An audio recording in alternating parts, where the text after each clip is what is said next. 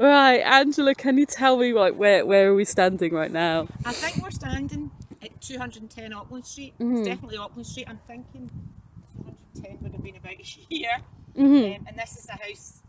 I grew up here when I was here for about 10.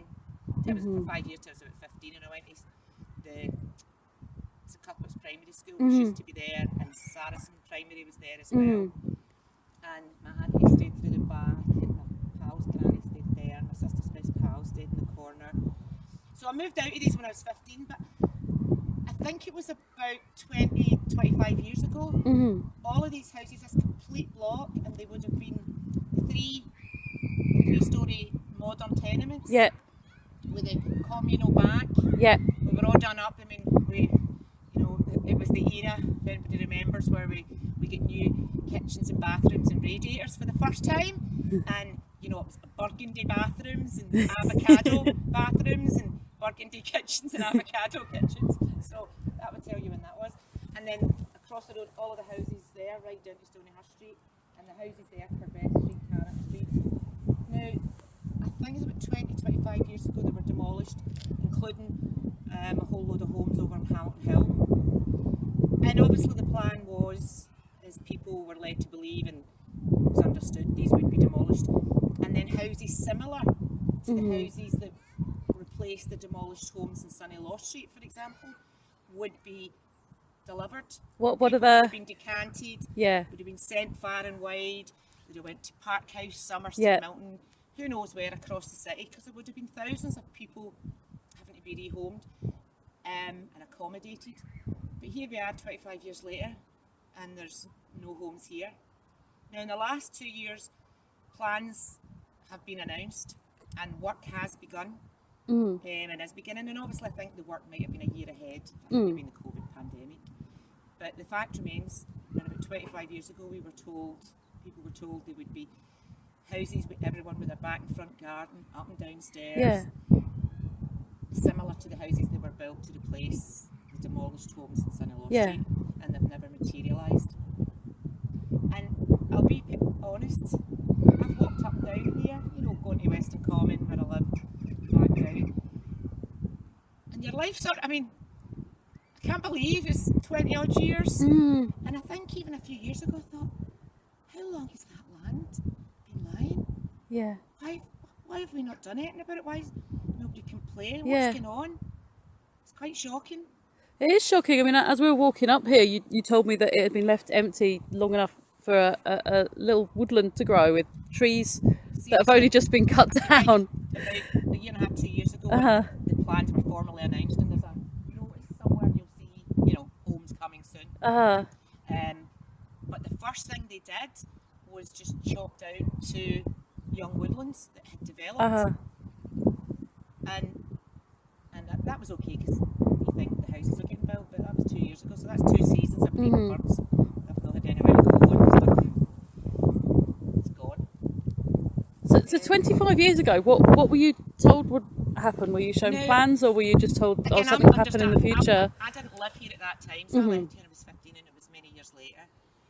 But from what people were led to believe, put it this way, I think we can absolutely, without fear of contradiction, say that when they demolished the house, the Housing Association or the council, who maybe owned them at the time, they did not say, we're going to demolish these homes and do nothing for 25 years.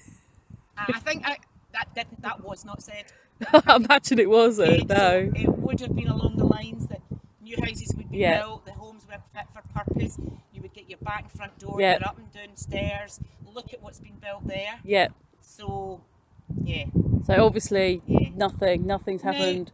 Now, again, you would need to ask the people who really know. I'm just giving you an impression of somebody who lives here, who's lived here, who did live in a house that was once here.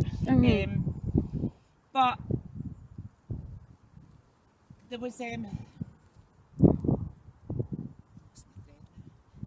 lost my thread. That's it.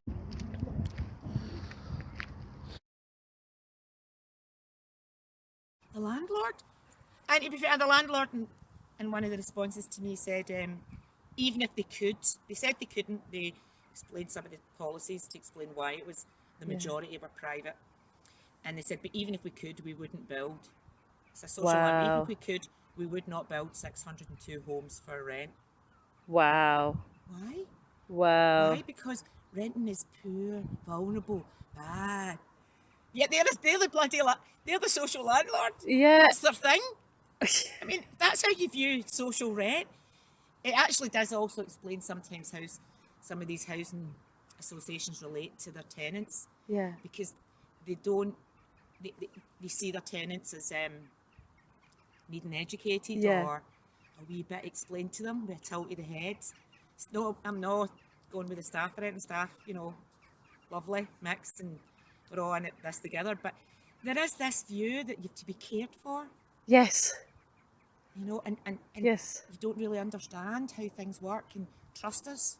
Yes. Trust us. Yes. We've got your best interests at heart.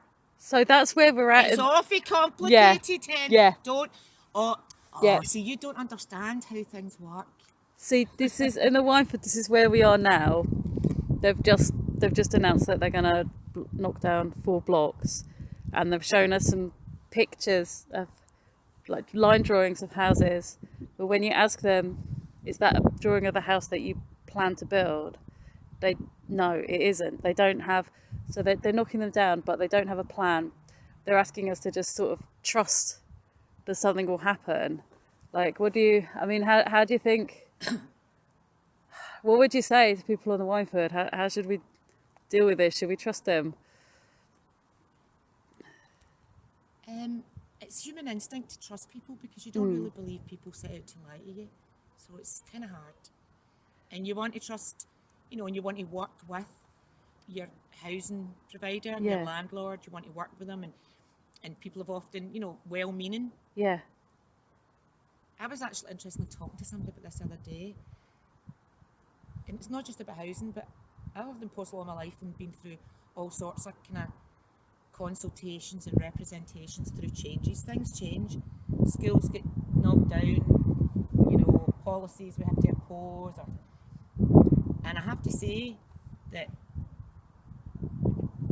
every time we believe them, I kick myself. Why do you do that? Why do you trust them? Yeah.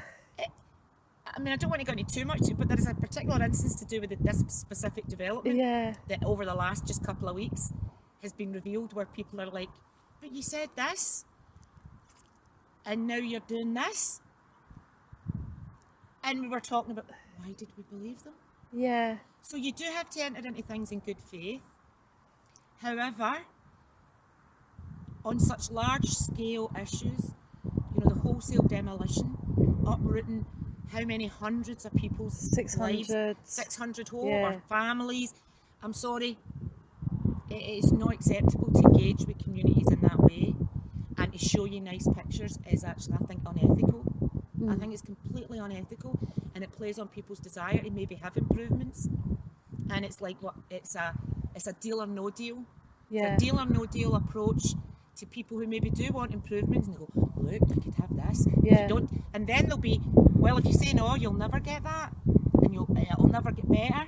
I think there's a lot of that, and at the moment we're hearing that people are being like really strongly encouraged to move, sort of pressured, told that, I don't know, lots of promises about where they might be moved to if they go along with it, but we don't know how that's going to turn out for anybody. But it's interesting to me. So I've just explained the absolute pressure in this particular landlord's area and on rented home. Where are the 600 rented homes for people? I'm thinking about this because the 600, or like, the 600 homes in the high flats are mostly like 1-bed flats for single people.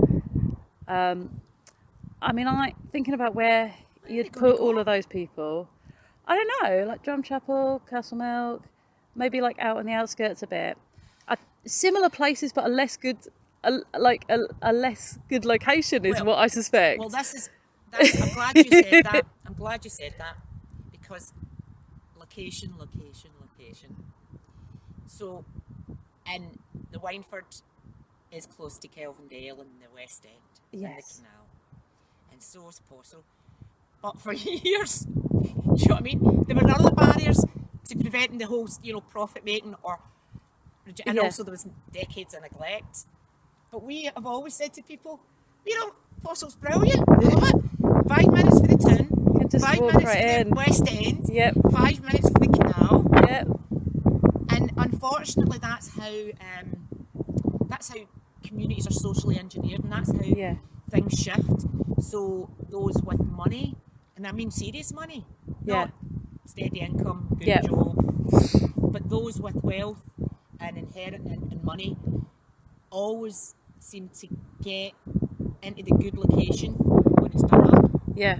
And it would be nice to have a different kind of approach where we could see the canal being regenerated in arts and sport, where we could see transport links and active transport, green spaces becoming part of your... And it would be nice to think that we could have that in the public realm so that people can rent their home. Yeah. And they can, so that anybody, no matter what their income, within reason, could have a chance to live there. Yeah. Why is it always got to be those that have got already the advantages in the world with maybe some money? And why can we not have mixed communities?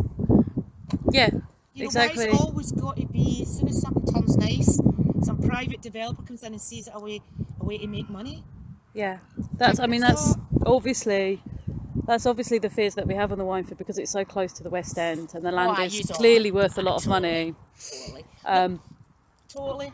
I mean, again, look at there's a Rockhill Water Tower. The iconic safety everywhere. That's private.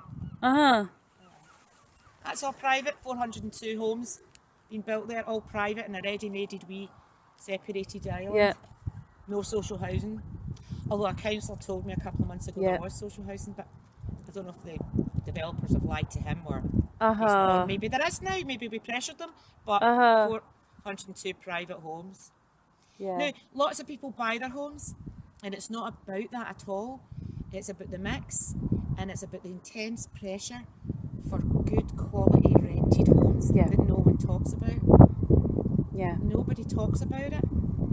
And unfortunately we live in an area where it's just cuts to the public sector. Yeah. And then too many organisations accept that and then just try and ride the tide and see what they can do to make it easier. But then they end up transferring lots of public homes to the private sector, and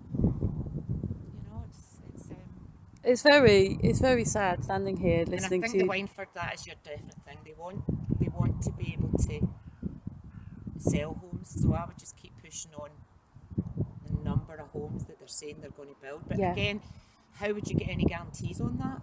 Well, the problem is that this is my fear, is that they knock it down and then nothing goes up. But the other worry is that they've already said that some of it's going to be mid-market rent. The mid-market rent. The mid-market rent. I know it's a con. So it's quite. Sometimes it's like. I've seen that to you earlier. Just like, is it just me? Is this completely mad? We're not, and I think, I think it's unfortunate personally that social housing providers have gone along with all this. I understand the pressures on their funding, but it's not really helping. Mid-market rent is just wrong, in my opinion. Yeah, what's wrong with it? What's wrong with it is a couple of things. One, when there's an intense pressure and demand for good quality rented homes, there needs to be an allocation policy that is really kind of open and transparent and accountable and as fair as it can be. Because we can't house everybody currently with a tiny number of rented homes. So why should it be that someone with a wage should, just by dint of having a job, jump that queue? That's not fair. Yeah. Secondly, equally, why, for example, should people who are in a job, just a steady job, not poor, good income, steady job, why should they pay 100, 200, £300 more than their neighbour? Yeah. But do you know what the pressure that's driving that? Private landlords. Yes. Because if I'm absolutely desperate, and I was at one point personally desperate, in the last few years desperate, and I looked at a private let, and I was so tempted, and I was thinking, well, But you know what? I just couldn't do it. I could have paid the rent. Yeah. I just thought, no, why should I? Yeah. It's so unfair. It's so unfair. Why? So mid-market rent is unfair, in my opinion. Yeah.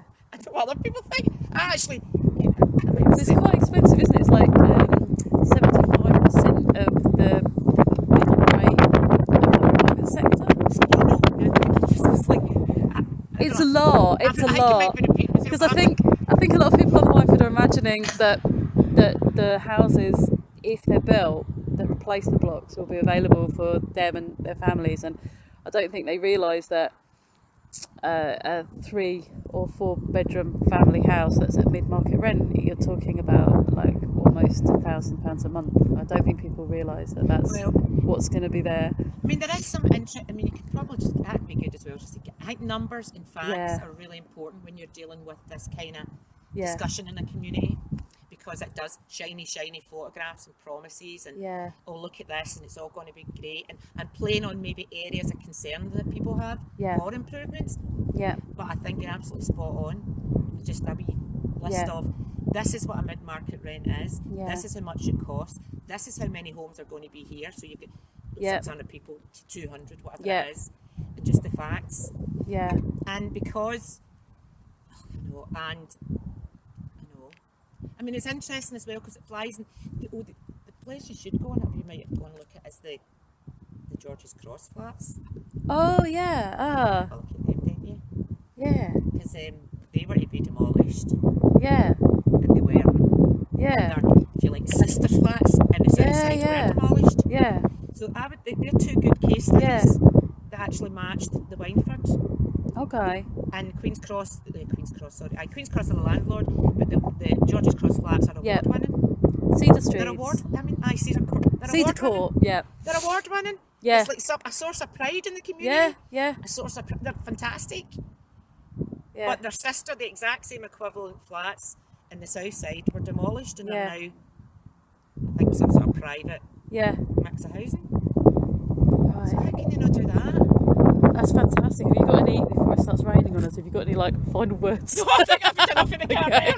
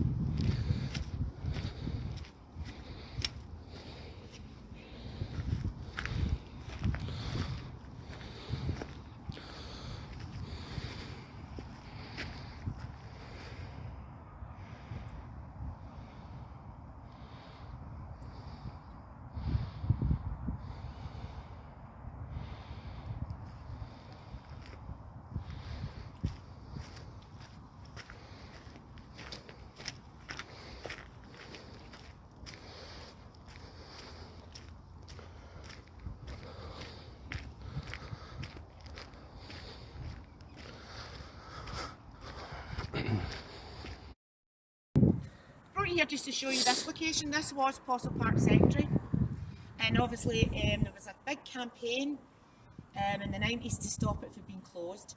We know across the whole of the site there was lots of our schools closed, and we now know that's a mistake because the councillors are admitting it because they have to build new schools. But that's another matter.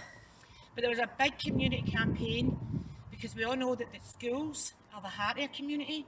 They're not just places where the kids go, they're where families meet, they provide resources, they could have football, you can have clubs. And there was a massive campaign to save this school involving the students and actually, local people. Anyway, cut a long story short, they did shut the school, but the community pressure was such that we managed to keep the school building. So this should ring some bells in the Wynford. This is exactly what happened in the Wynford. Saved the building. Fantastic victory. And then for many years a community group basically got the funding together. We wanted the swimming pool, but it was too much money to keep a swimming pool. But what that community group did, they carried on the campaigning, was they managed to get the funds to secure a gym and a leisure centre for dance classes, fitness, it's a gym, football, badminton, and that was there for many years. And then the school building provided a place for like social work services, community groups, Fairbridge, all of that. There was a Glasgow North, I think, Healthy Living Initiative was based there. And the only reason the physical building was there because of the community campaign. It parallels what's happened in the Whiteford with the school campus. It became a community centre. Look at it now. There's nothing there. Nothing. Because I can't even remember when it was. It wasn't that long ago. A few years ago, I was walking down the street and I looked up and the gym was gone. It had been flattened, demolished. And it had been shut beforehand. But I didn't hear anything, and maybe others, but I don't think they did. They just flattened it. So what we're saying is that, yeah, you can fight to save different things, but you need to be alert, because if it's not in their plans, if it's more convenient and cost effective, rather than continue to invest in a resource for communities that need it, you need to watch out, because it'll be gone. So why is it closed down? Is the demolition here? Is that part of the same demolition of the houses? No, that was a while after. No, it was a long time after. That was a few years.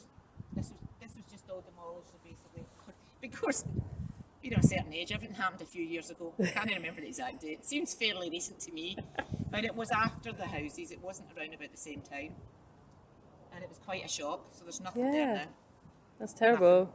And actually, again, many years. It's only now recently that there's going to be some investment in Possil Point, and the community group. The community there have been great at getting together and trying to get money and securing investment, and you know. The community groups and the young people's groups are doing all the great work, have just kept going. I mean, some great stuff is on in communities. You usually know that, the same in the Whiteford.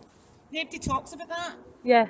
The work that you do, because you care about the place that you live in. Yeah. And you want it to be good for everybody. And and you enjoy the place you live in, despite it's kind of how it can be improved.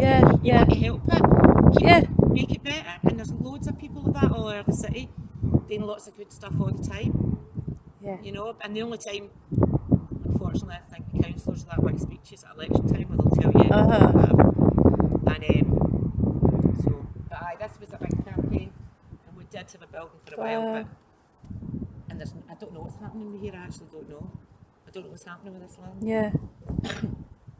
I mean, there are no parks, there are no play facilities. Yeah. There are no facilities anywhere this whole side of Possil.